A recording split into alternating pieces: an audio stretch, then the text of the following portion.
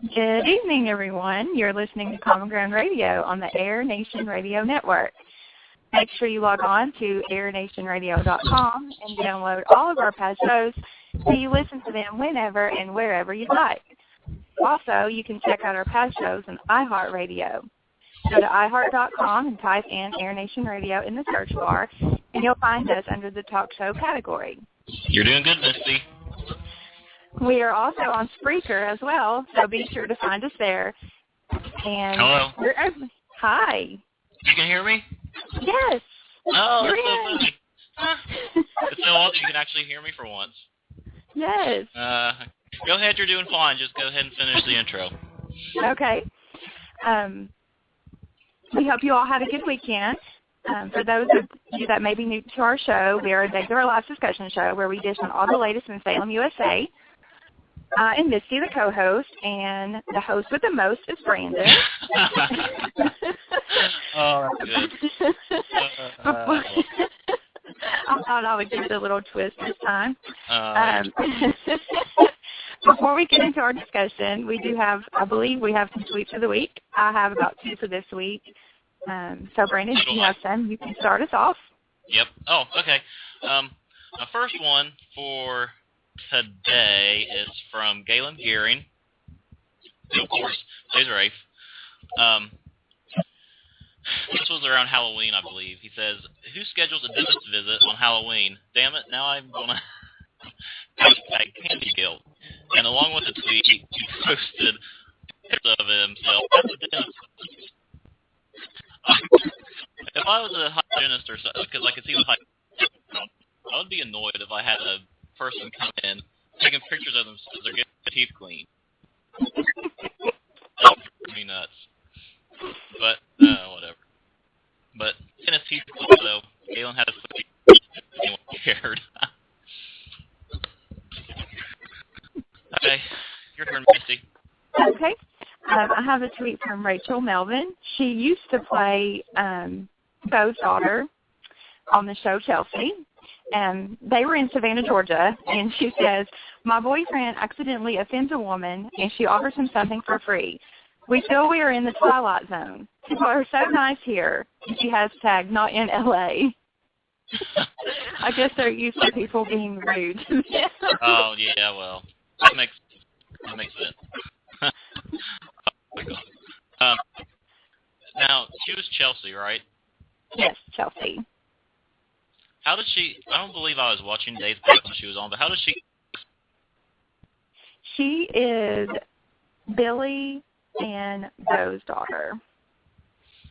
She, like, how did her character leave the show? How did she leave? She ran off to England because apparently Billy had been in a bad accident or whatever, and so she went up there to take care of her while she was healing, and then Max went with her. Oh. Okay, well, I was just wondering how easy it would be if she ever came back, like if they wanted to bring the character back. So yeah, she did come back. She did not die. Okay, well, even if she did, I mean, she... I was going to say, even if she did, they all come back. Right. Okay, so the next tweet is from Jen Lilly. I mean, like we say, every week we do just this episode on her. Well, here, I'll just read the whole tweet. Her tweet, her teeth were as yellow as a daffodil. My dad was telling a story. Ha, ha, ha, I can't breathe. I've never heard of anyone comparing teeth color to a daffodil, but daffodils are pretty yellow, so I mean, I guess it makes sense. That is hilarious. Oh my goodness, that is so funny. I love her. Yes, I do too. And my last tweet is also Jim Lilly. This was just 21 hours ago. Well, when I got it, it was just 21 hours ago. She said, "Got all of my Christmas shopping done this morning. Hope everyone likes Halloween costumes." Because they were all on sale, right? After Halloween, so they're all like probably 50% off or something. Oh my gosh, I adore her. I'm so glad she came. Okay, so that's all the tweets we have for this week. Before we start the show, I'd like to remind you all If you'd like to call in and discuss anything about last week's days, the number is 347-215-8427. Call in whenever something comes to mind. This week I have Monday, Wednesday, and Friday shows, which means I will be starting out our discussion with Monday's show. And what I am going to be discussing is, I think I'll be discussing the Daniel.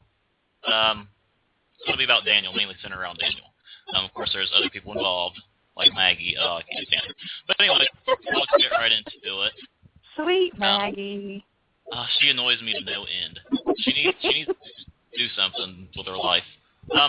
Anyways, so Monday's show starts out at the hospital. Daniel's vague about the reason why he was at Teresa's place, because Jennifer was at the hospital when he arrived with Teresa, and Jennifer asks why he was with Teresa and what's wrong with Teresa.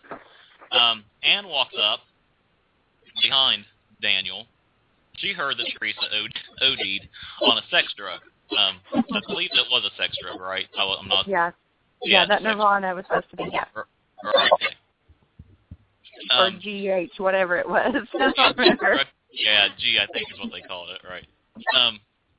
Jennifer tells Anne to shut up. It's kind of funny. I love their banter, I guess you would say.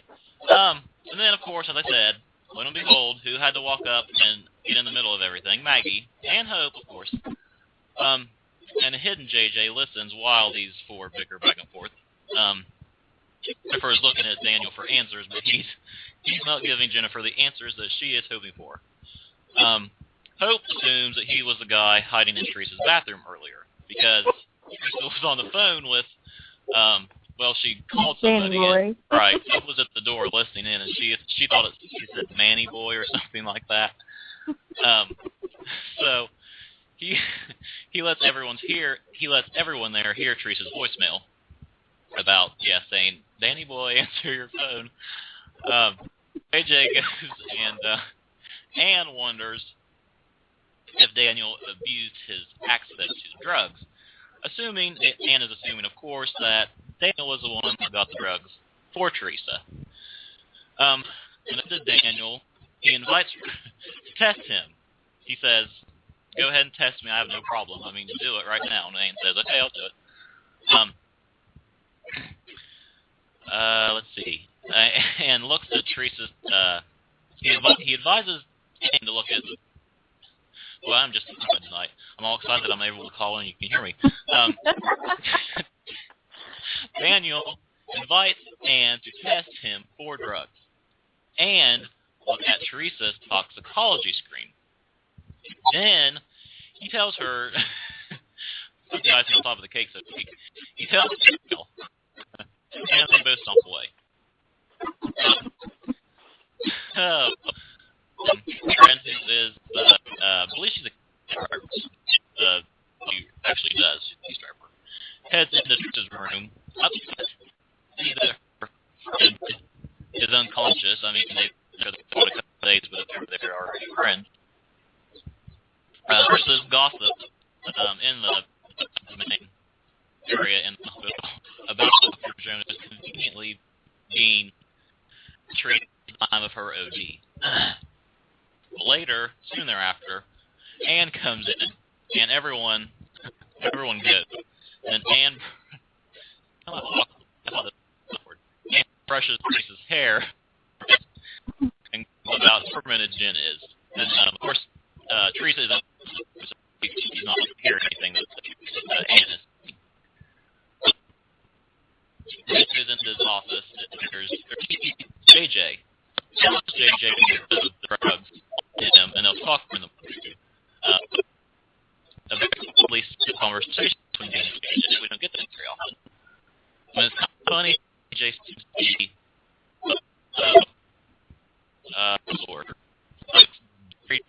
very dependent on Daniel now all of a sudden with what he's author and what he's done. Wants to work with Daniel, so to speak. Wants Daniel to help him. And in front of him that I'm kind of enjoying. I don't want to burst your bubble, but you're cutting a little bit. Okay, well, that's okay. Oh boy.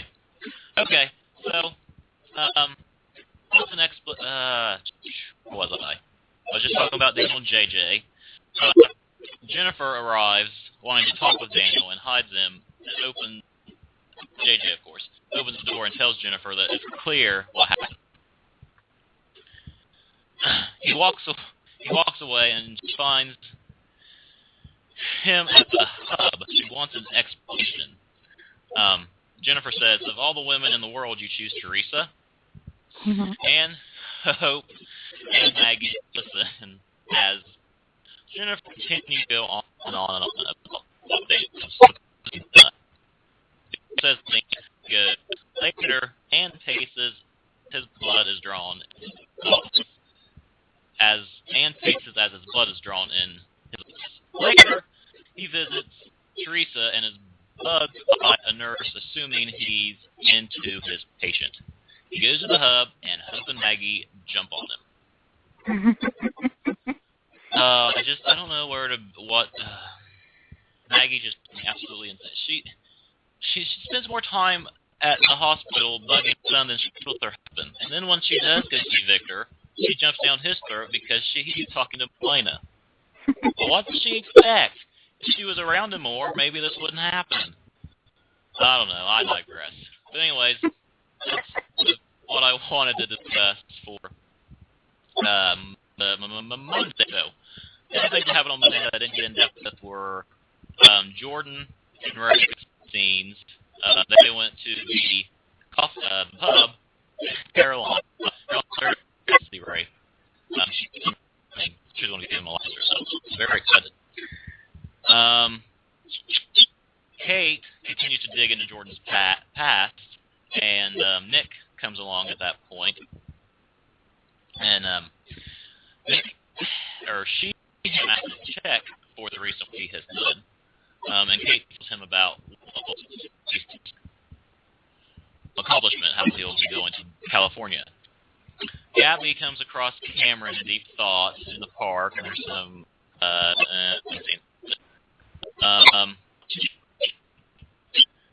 Kate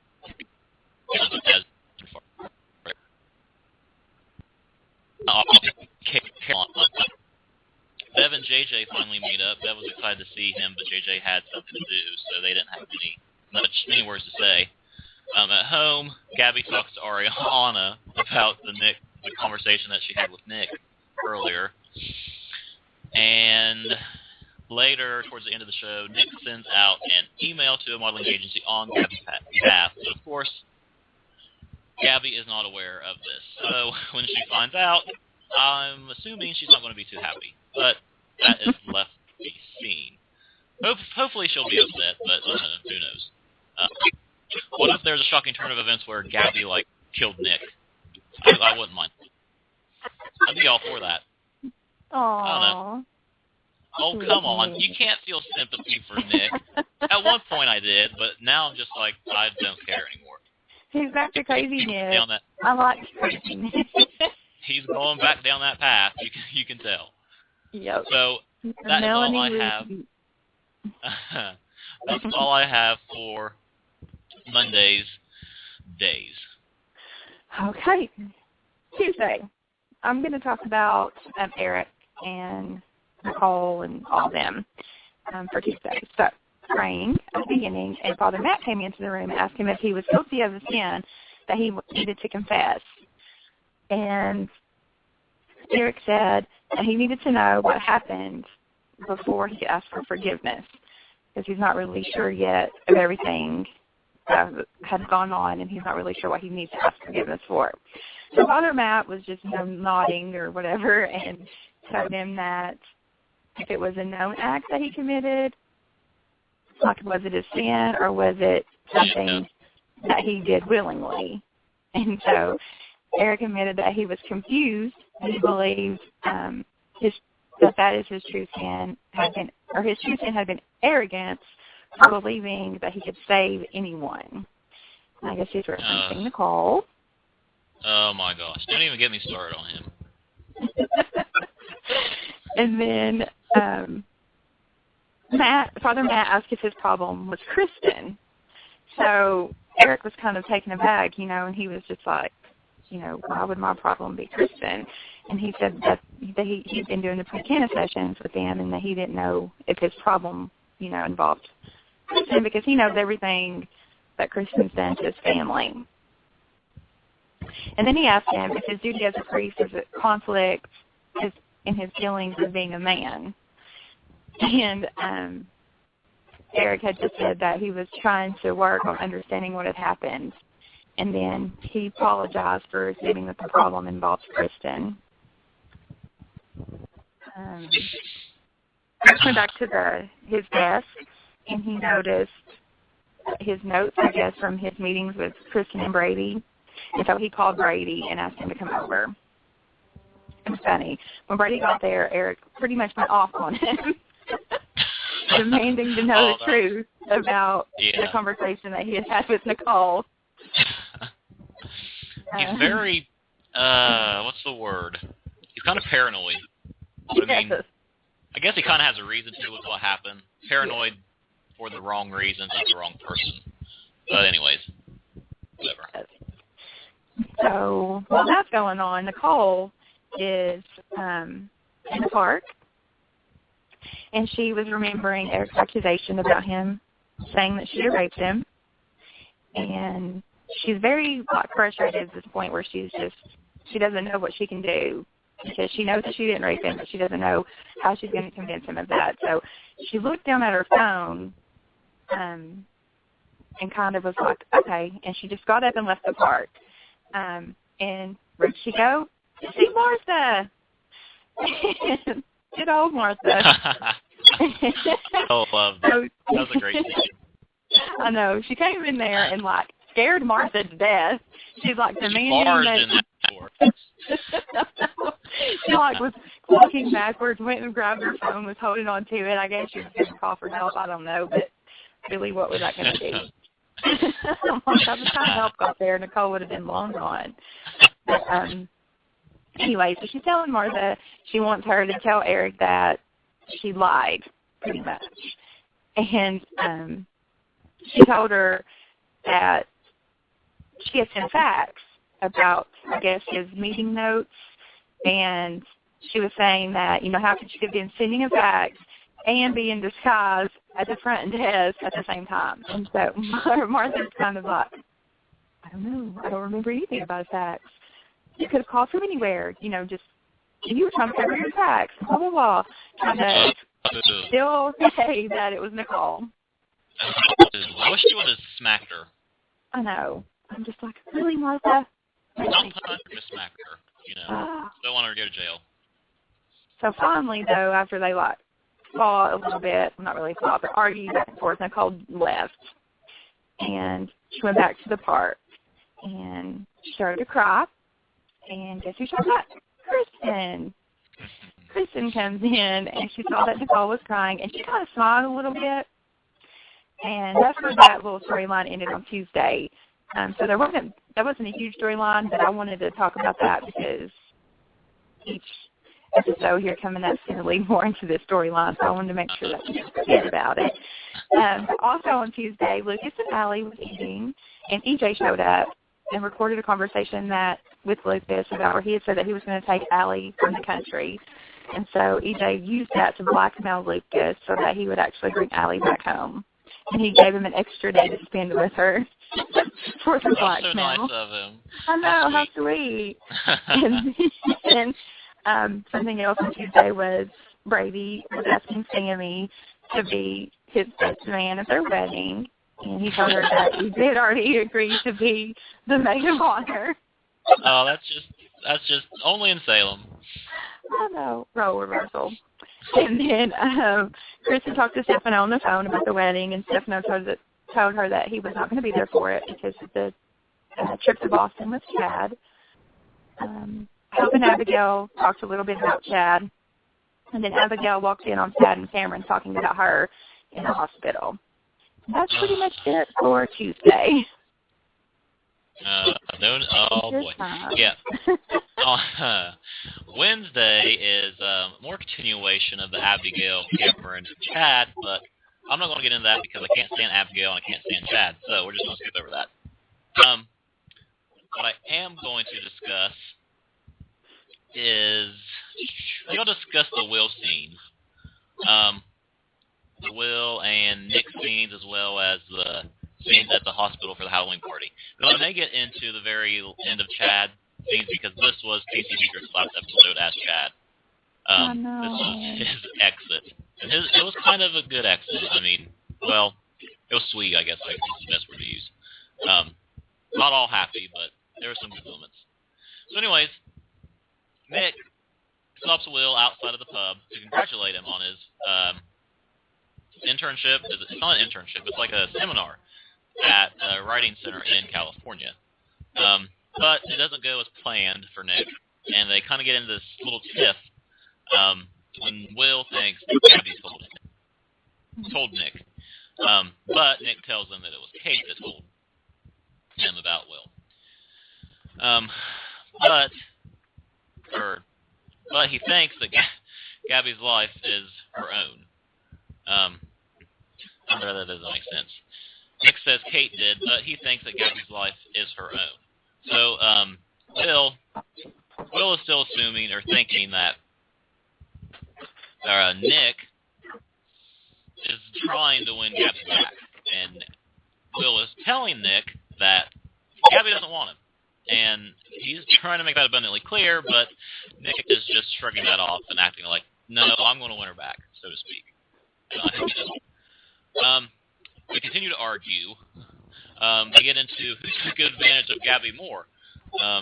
Because, Nick lied to Gab about what he did to Will and Sonny and everything. And he lied to Gabby straight up. And Will got Gabby pregnant. So I guess you could say that he took advantage of her when he got her pregnant.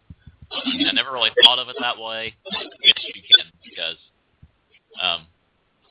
yeah. I hate to think of it that way, but that's what it is. He did take advantage. Oh, I can't think of it. I'm going to move on. Back in the hospital, there was a Halloween party for everybody. I mean, it was just limited to the hospital staff because Hope was there. She's not a part of the hospital staff. Well, you remember the hospital staff. The hospital. She's related to the hospital. Oh, of course. So then that means that she's part of it. I mean, she has a key to Jennifer's apartment. Right. Well, she has to be able to participate in everything the hospital does in her family. Hope needs a life too. Hope needs Vargas. Okay, sorry. I had to say it. Well, I don't know. She does like the bad boys. So, in the waiting area of the hospital, Sonny and Gabby are there with Ariana on as a pumpkin for the children's party. She's like the most adorable little pumpkin I've ever seen. And Sonny, I didn't catch it the first time I watched it. I had to watch the second time and heard it. But Sonny wanted to dress Ariana up as Margaret Thatcher. She didn't want anything with that. No. That's not happening. And then she was dressed as a pumpkin. Then Sierra strolls in with Hope. And Sonny asks, well, why aren't you dressed up for Halloween? And she says that I'm going as a girl that hates Halloween parties. And says, well, that's original. That would really be me.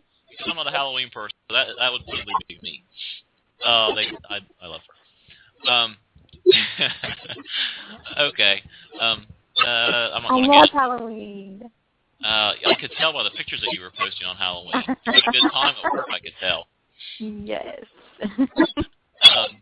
So, I'm not going to get into everything else that happened there, but Karen and Hope had a little discussion, but that was about it. Will arrives at the hospital Halloween party, and everyone grins at Sierra, who's over in the corner, flirting with a little boy, who is, by the way, wearing a leather jacket, which comes into play later. She goes off with the kid and his mother for trick or treat.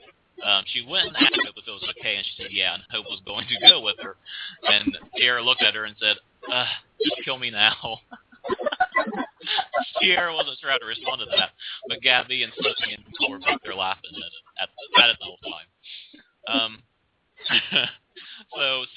Sierra and this little boy went out and trick-or-treated in the hospital. I'm not sure if any of you watched General Hospital, but the boy that was playing that friend of Sierra, I think it was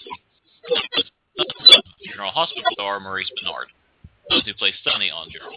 Just a little tidbit in case you were wondering who that little actor was. Yeah, Tommy was his name. That was it. Okay. That's about it with Will in terms of the hospital Halloween party. After Sammy and EJ had a little time to themselves, she had to go tell Will goodbye because he was leaving that day. She meets him at the club, and Sammy walk with Ariana outside of the club TBD. We discussed the seminar that he is going to and how his first novel will be dedicated to her. It's going to be dedicated to Ariana. I was thinking that it dedicated to Sammy. Sorry. They laugh, and Sonny. This was kind of a cute scene.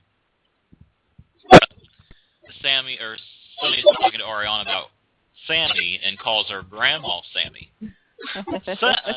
Sammy isn't too keen on the idea of calling her Grandma Sammy. So Sonny thinks of a couple ideas of what to call her. I believe he says Granny Sammy at first, and then he says, let's see if I can get this right. I think he said Bula, or whatever that is. I'm not sure what that is. And then he says, well, what about Grammy Sammy? And then Sammy says, yeah, I love that, Grammy Sammy, and they high-five. So I guess Ariana's going to call her Grammy Sammy. So, let's see. I didn't have much time left because the plane was getting ready to leave, so Sonny went ahead and took Ariana, and Will and Sammy said their goodbyes. And Will was supposed to be gone for approximately a week, which in days' time, that'll probably be approximately 2 or 3 weeks for, in, Salem time. And he's not, by the way, there was rumors going around that when he returned, it was going to be the new actor. That's not the case. Approximately, I believe, November 14th is when Will will return to the show, when you will start seeing Will again on the show. And it will still be Chandler. Guy Wilson will not debut until around New Year's Eve or the beginning of 2014. So, that's all I want to discuss in terms of that storyline. The other things that I didn't bring up were Nick. After Nick talked with Will, he kind of stalked Cameron. And as I saw this scene, the only thing I could think of is that he has his eye on Cameron because he's going to kill him. In case you didn't know, Cameron will be exiting the show, the actor. And I don't know how he's going to exit, but I mean, my first thought, knowing Nick and how he's been looking at him, I'm assuming that he's going to kill him. You don't know. Who knows? Oh my God. Well, it's just it's in Nick's blood. I mean, it's who he is. Just you never know. He only killed Melanie's dad because Melanie's dad was hurting Melanie. He's not a killer. He's just crazy. What a justification. Okay. He might kill him, though. You're probably right. I'm just trying to look on the bright side. Missed his positivity over there. So, like I said, I didn't want to discuss Abby and Cameron and Chad, but Chad was saying his goodbye. I believe Abigail walked in and started accusing them of fighting over her or whatever. But this is what the chick wanted. She wanted him to fight over, and then she walks in and yells at him for doing it. I mean, if she would make up her own mind for once in her life and wouldn't have strung these two guys along for months and months and months, she wouldn't have been having this issue. I don't think she has a right to complain about this and be such a bee about it. But anyways, I want to calm myself down and just move on from that. Chad's last scene on the show was with EJ. Chad told EJ that he talked to Johnny, and Johnny told him that he's a hero. He said he heard Mommy and Daddy saying he was a hero. And Chad got a little teared up, and I think EJ did as well. And EJ and Chad hugged, and they said, EJ said that I'm proud to call you my brother, and Chad said, I am as well. And that is how CC Diedrich exited Days. Chad will be going to Boston for surgery. I don't know how they're going to explain it. I hope it doesn't turn out like Bo, where he's in limbo, but who knows. Also, Brady visits Father Eric, as Misty was talking about on Tuesday's show. That continued into Wednesday. Eric is in a very pissy mood and just berating Brady with all these questions. He's riding my last nerve just like Maggie. Eric needs to straighten out, or he's lose Nicole. I mean, he doesn't want her right now, but once he finds out the truth, I think he's going to want her, and she's not going to want him. But that's left remains to be seen. And then Kristen and Nicole also met up in the park. Well, they didn't meet up. Kristen ran into her on purpose, I believe. They bickered back and forth about. Well, of course, Kristen saw that she was very upset, and she said it was about Brady. Nicole did. I believe there's a couple quotes that she said. Nicole told Kristen that she's what'd she say? She said, "Oh, you're so sweet. We should totally be friends now and go get Manny's and Petty's together." I don't think anyone can actually see that happening, but she I don't know. Who knows? It might happen. I mean, I don't think it will, because, as you all know, Eileen Davis' vaccine day is in November, so Kristen's end is coming up very soon. And that's all that I have for Wednesdays. I'm looking at the chat room. Sorry, Dawn. I just had to say everything that I felt. I want to get it all out there. So that's all I have for Wednesday's days. My head's not screwed on right tonight. I'm sorry. I have an English exam tomorrow that I've been studying for all day, and I'm just drained. But anyways, it's Misty's turn for Thursday show. Okay. I'm going to continue the story with Brady and Kristen and Nicole now. So, Brady told Kristen about his encounter with Eric, and that he wasn't sure why Eric was acting like Brady's decision to keep Nicole's crush on him was like a huge deal. It was going to ruin Eric's life. Like, he couldn't understand what the big deal was. Saying that Nicole had also acted like it had ruined her life during the conversation that she had with Kristen. And Kristen said that she felt almost sorry for Nicole. Whether if she really did or if she's just being mean. But anyway. Brady just wished, that he had just kept his big mouth shut instead of lashing out on Nicole, and then Eric would have never heard them. And he wanted to go and apologize to Nicole, but Kristen was like, no, it's probably best. Just give her some space. Really, she didn't want him to talk to her at all because she's trying to keep everything under control. But she did suggest that he should go over to the Horton house to check on Jennifer. And she said, that she had tried to contact her earlier, but she didn't get in touch with her. So she figured that he could go talk to her while she goes and tries to smooth things over with Eric. So, but Brady wanted to go with her to see Eric. She was like, no, but let me try to see if I can get it, because you two push each other's buttons. So yeah, that's one way to put it. Yeah, a little bit. They're definitely act like brothers. But anyway, once Kristen left, Brady actually saw Hope. And so he was going to talk to her because he wanted to see if Sierra could be the flower girl at their wedding. And Hope, Hope had said, she would love to be a part of it. However, this is hilarious. She's going to see Matilda on Broadway in New York with Jody and Julie that night. What in the world goes to see? Does she even know who Matilda is? She's too young to even know who she is. But it's so funny. I was like, seriously? Okay. That way, Sierra won't be there for all the drama. But anyway. I was looking forward to her being the flower girl. I know, me too. She's so creepy. Okay. Poor Sierra. She's adorable. But anyways, I get sidetracked sometimes. Brady did notice, though, that Hope was kind of, relieved that Sierra wouldn't be there. And she just said that she didn't want Sierra to start idolizing and romanticizing Kristen. Romanticizing. Oh, boy. I was like, huh? But anyway, Brady seemed like he understood and just said that Kristen was going to prove everyone wrong and that they're going to have a good, solid marriage together. So Hope was kind of just like, all right, sure. Kind of didn't really say much. So Brady went on his way to see Jennifer. And she said that she wasn't going to be able to attend the wedding. Just saying that she couldn't be in the same room with Daniel, who had moved on with someone else. Yeah. Meanwhile, Eric, he conceded that what happened between him and Nicole had not been entirely her fault. He should have been more aware of her feelings for him all along.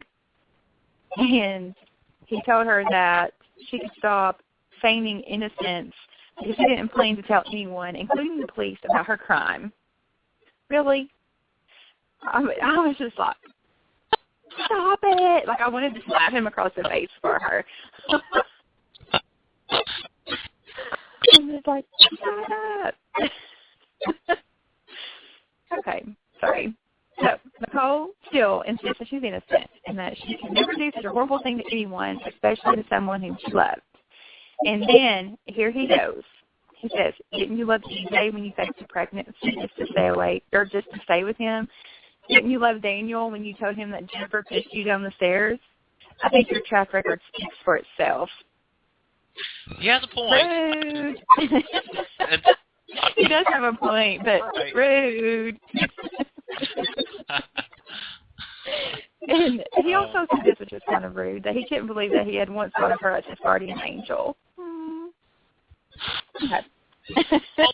He's so cool. I didn't think that priests were supposed to be so judgmental. Well, I don't know. I'm not Catholic. Anyway, so Eric continues to say, you hurt me in more ways than you can imagine. Do you have any idea what you've done to me? I took a vow of chastity, and you defiled it. You defiled me. And he's like getting angry, and she's getting frustrated. So she grabs the Bible, it's laying on the desk, and she puts her hand on it, and she's like, I swear to God, I've done nothing wrong. And so he like snatches it out of her hands and told her to stop taking God's name in vain after all the despicable things she's done. So frustrating. But that's I'm just like, stop it. This whole thing just is driving me crazy. So I can't wait for it to come out and him to feel like a fool. Oh, okay. he would. So then she says, Eric, I know what you're going through. I know the anger and I know the rage. And you know how I know that? Because I was abused as a kid. You know I was. And then she says, I know what you're going through, and I would never in a million years do that to someone else. But you don't believe me. You believe some Jess Clark's word over mine, and I am what I've always been, a lying slut. Aww. Poor Nicole. I know. I love her. Like, and he didn't say anything. She grabbed her purse and left. She deserves a break. She deserves to be happy for more than 5 minutes. I mean, does she ever catch a break? It's always something. No. It's always something. Yes, she's had horrible stuff from day one. So, she goes to Club TPD and orders herself a martini. Yay! Yay! Drink that martini, girl. I'm kidding. And then she deletes the photo of Eric that she had on her phone. And then she goes to Daniel's apartment. So she's like pounding on the door, whatever, nothing, he's not in there. So she starts to walk away when he comes out of the elevator, and he's wondering what she's doing there. And she just broke down and said that she didn't have anywhere else to go. So he invited her in, and she started to explain what Eric had accused her of doing, but she couldn't actually say it. So she just said that Eric was wrong about her. And then, of course, Daniel was trying to tell her that everything was going to be fine. She would be able to see Father Eric again. And then he took her to the bedroom, I guess, so she lay down for a little while. I guess she was tired or whatever. Yeah, right. So he takes her into the bedroom. At first I was like, where are they going? But so she's trying to sleep or whatever, and she has a nightmare. Hope barges into Daniel's apartment and arrests her as Eric declared that she was going to spend the rest of her life in prison and the rest of eternity burning in hell. That was just too overly dramatic. I mean, that was way too dramatic in that sequence. I mean, it was a dream, of course, but it was just too over the top. And they always have to make the dreams over the top. That way we know it's a dream. Right, yeah, that's good. Sometimes we don't know it's a dream. Sometimes I'm like, what? I've had that issue before when I watched it. I was like, wait, is that a dream or what? Yeah, crazy.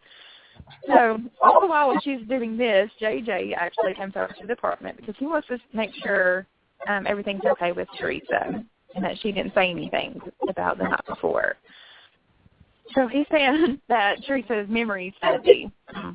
Okay. And he said no one can know that she's there because he will go to prison. And Nicole's standing there and just looking at him. So back where Eric is, he is looking at the book of matches from the Capitol. Kristen comes in. And she also admitted that she knew about Nicole's crush and that she didn't want to say anything either. And she was saying that she didn't understand why Eric was so uncharacteristically upset about an innocent little crush. And he's like, nothing about that was innocent. Do you have any idea what she did? And he almost blurted it out, but he didn't. So Kristen was kind of confused and was like, what are you talking about? But he kind of changed the subject or whatever. She saw the bit of matches laying on the desk. And so she was wondering if his anger had to do with what had happened at the Capitol. I'm sick of hearing that word. Oh, no. The Capitol. The Capitol. The Capitol. The Capitol. Okay, sorry.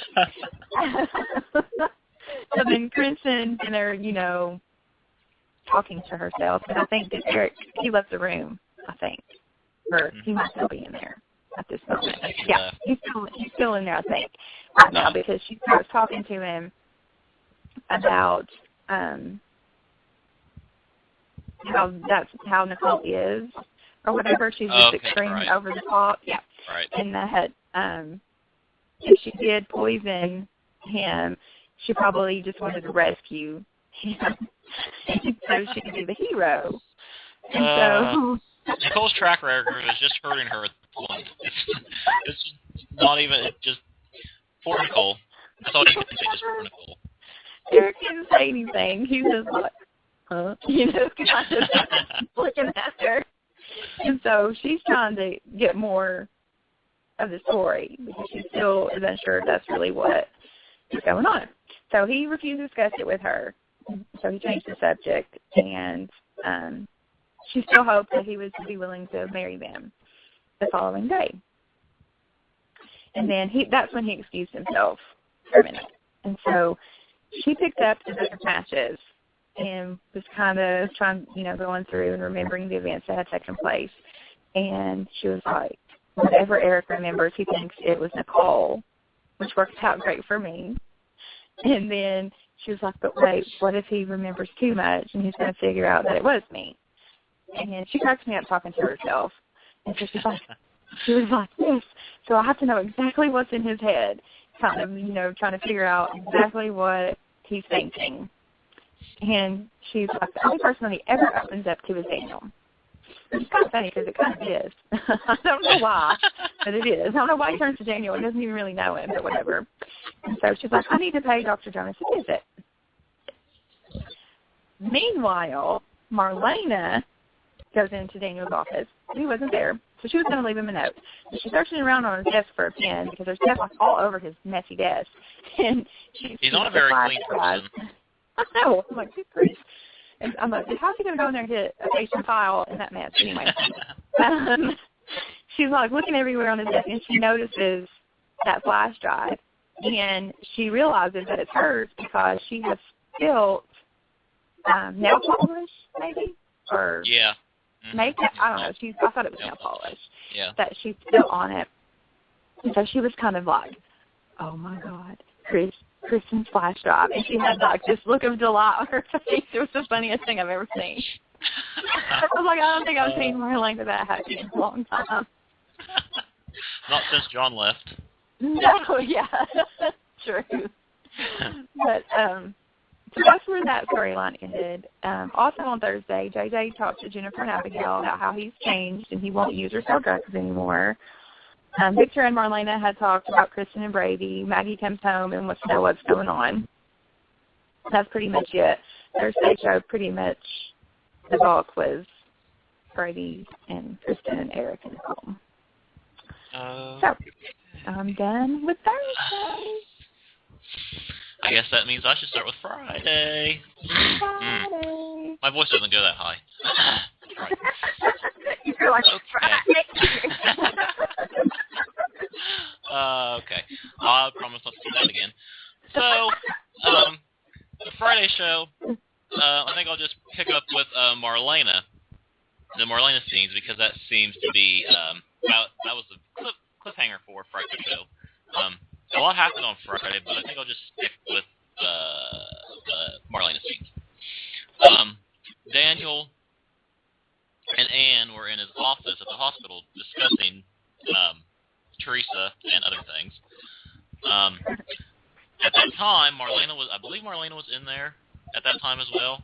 Marlena picks up the flash drive from the carpet. In Daniel's office, of course. Later on, Kristen walks in, and Marlena tells her that Daniel is left for the day. Because Kristen, of course, had come over to talk with Daniel. She needed to talk with Daniel. That's what she needed to do. Kristen, however, as she is talking with Marlena, Kristen notices that Marlena is a little bit jumpy. I believe Marlena had dropped the flash drive on the floor behind the desk, if I'm not mistaken. And I believe she had her foot on it, so that way, they couldn't grow legs and walk away from her. Anyways, Kristen and Marlena exchange jabs with each other, and Marlena warns Kristen to not be so cocky because she tells Marlena about how happy she is and how happy Brady is, and I think she got a text from Brady saying just a little sweet text, and Kristen was just like, "Aw, he loves me so much," and whatever.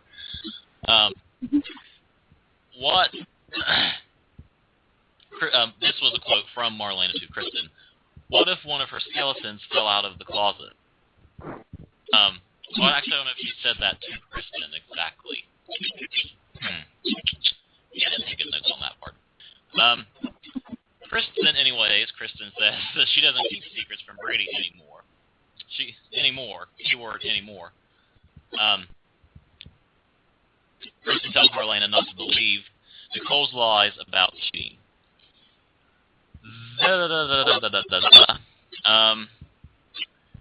Meanwhile, still in Marlena's office. Marlena's office or Daniel's office? That's what I'm confused about. Or do they share an office? Maybe they share an office. I don't even know. Because it seems like Hope, Jennifer, Marlena, and Daniel, all of their offices look exactly the same. But I don't know. Maybe it's just something I noticed. In the office, Marlena watches. She picks up the flash drive after Kristen had left because Kristen went to go find Daniel, and she went to Daniel's apartment to find him. But he wasn't there, and she ran into Nicole at his apartment, and that was a little funny exchange. But that will continue into the Monday show. Marlena watches the flash drive in shock while Jennifer comes upon Daniel's meeting with JJ in his office.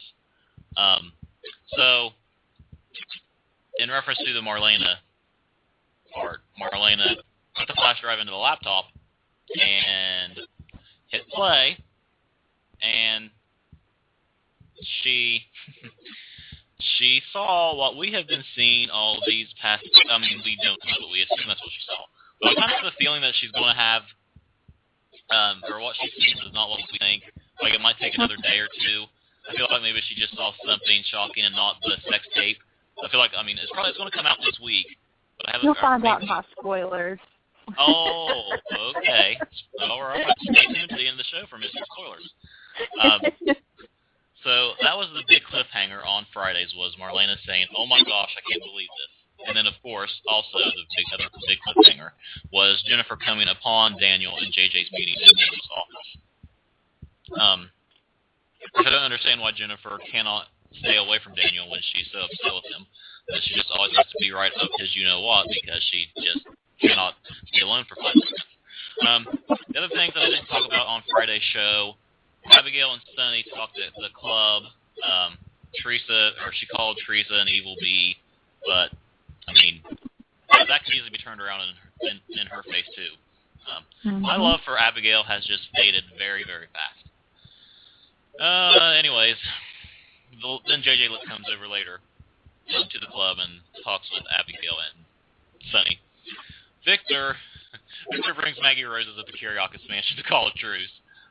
She declares a truce only if he promises that he's not going to do something that will hurt the loved one. And if he does, and I quote, "His roses are going where the sun don't shine. Thorns and all." I don't like Maggie, but that was kind of funny. I'll give that to her.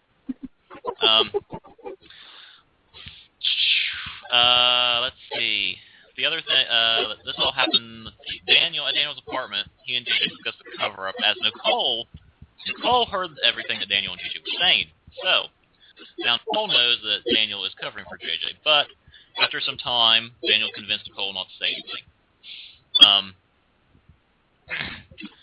And I believe, also Jennifer tells Brady. Jennifer and Brady had a little discussion about Daniel. The woman. That poor woman.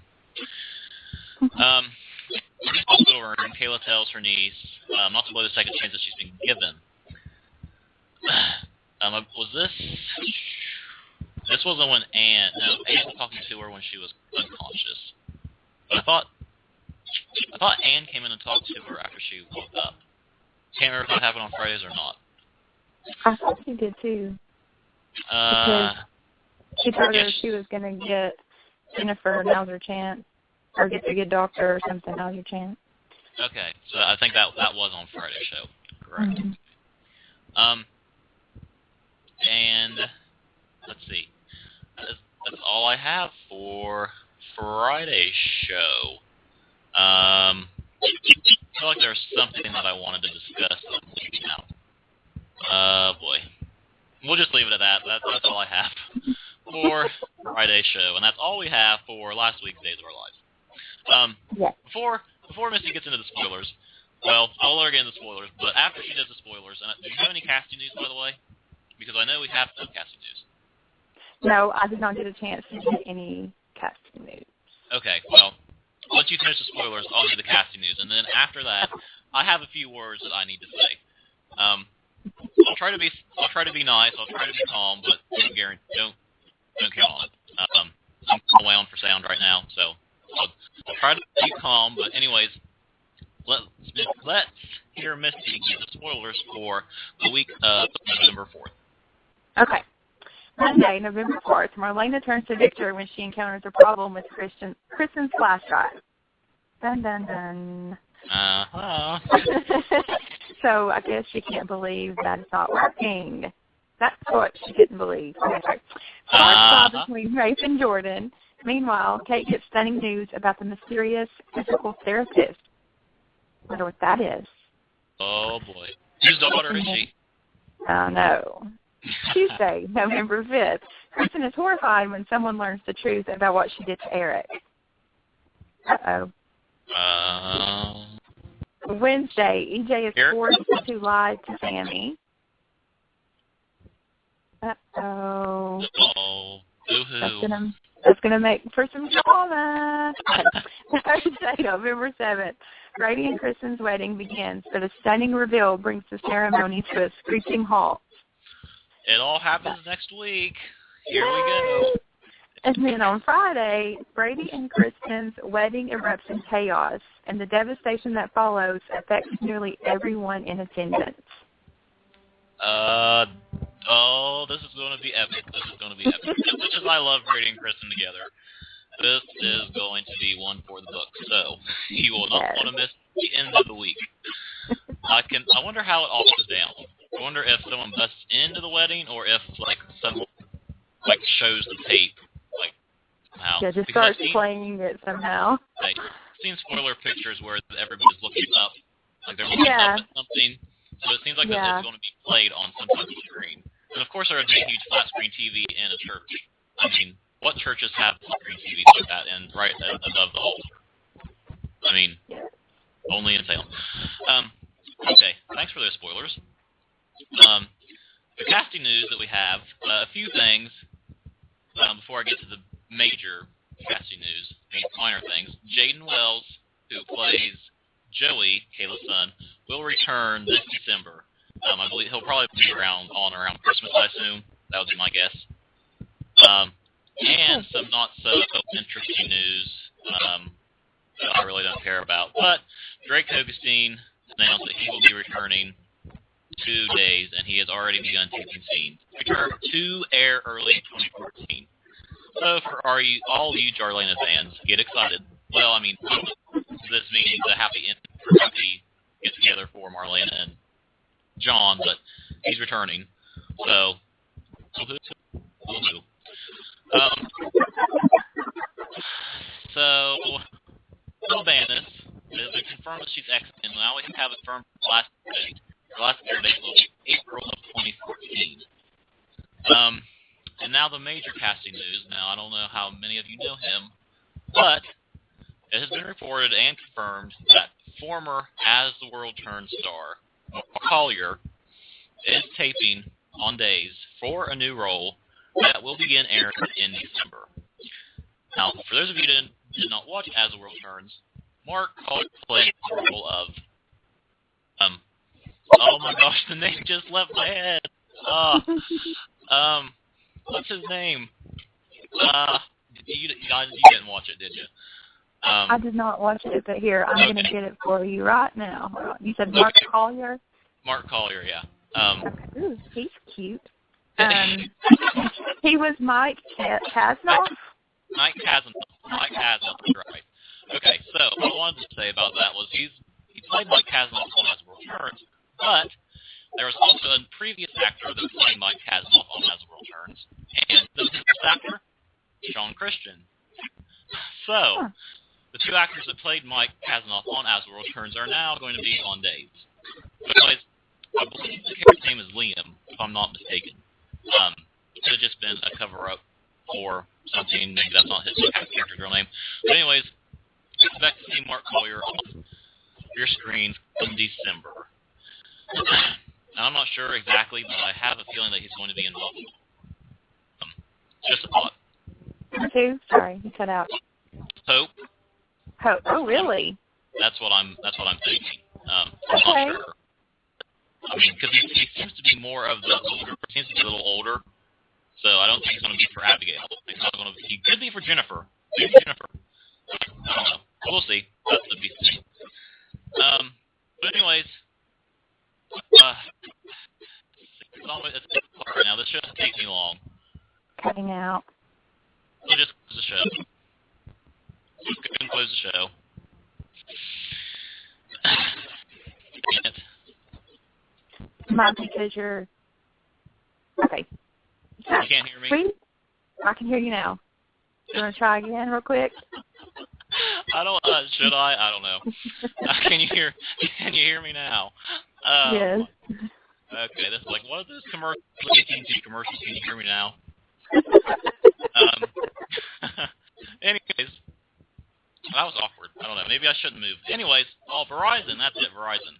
Yeah. I hate it. I hate AT&T. They have the worst. Anyways, what I was going to say was,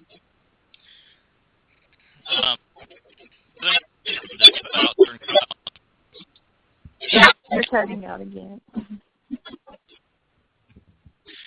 You might as well just go ahead and close it over and more time. Okay. we have covered everything that we planned to cover for last week's days. Before we end the show tonight, we would like to remind you all to follow us on Twitter at CG Online Radio and like us on Facebook. Just type in Common Ground Radio in the search bar, and you should be able to find our page very easily. Our logo is an hourglass. Also, check out airnationradio.com, because there you'll not only find links to our past shows so you can download and listen to them anytime you please, but you will also find a little biography on me and Brandon. airnationradio.com. Go and check it out.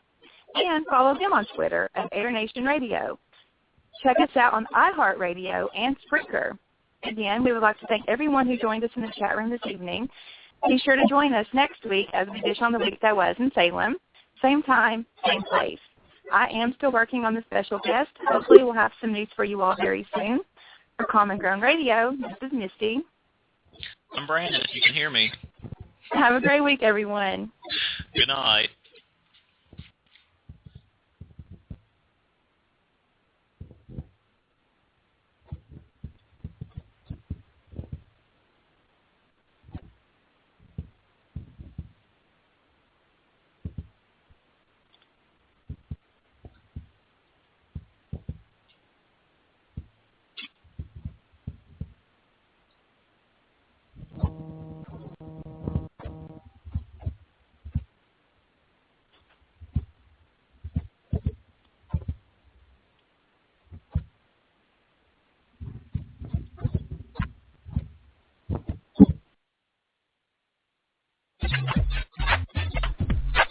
You've been listening to Common Ground Radio with hosts Brandon and Misty on the Air Nation Radio Network. Thank you for joining us.